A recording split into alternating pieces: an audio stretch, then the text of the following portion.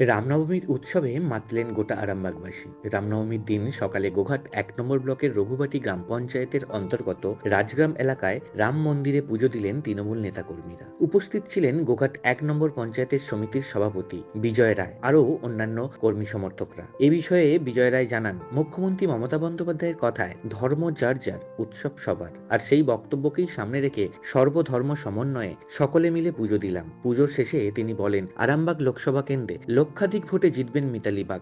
আমরা হিন্দু ধর্মের মানুষ, আমাদের কাছে প্রত্যেক দেবতাই।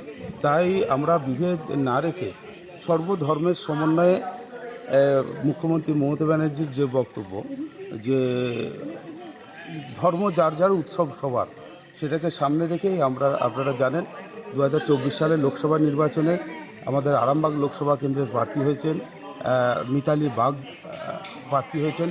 ওনার সমর্থনে আমরা আজকে এই রঘুবাটি অঞ্চলের অন্তর্গত রাজগ্রামে রামের মন্দিরে আমরা পুজো দিলাম এবং মানুষকে সঙ্গে নিয়ে আমরা পুজো দিয়েছি, যাতে পুরুষোত্তম রাম যাতে মিতালি বাগের কে আশীর্বাদ করেন।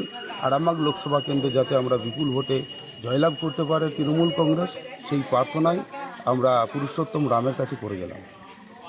নিউজ আজ বাংলা, গোঘাট।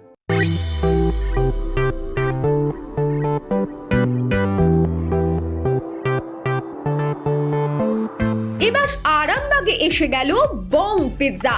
আভিজাত্যপূর্ণ বাঙালিয়ানা পরিবেশে সুস্বাদু খাবার নিয়ে আপনার শহরে হাজির বং পিৎজা। ঠিকানাটা অবশ্যই মনে রাখবেন, link road, Arambagh, bank of ইন্ডিয়ার পাশেই।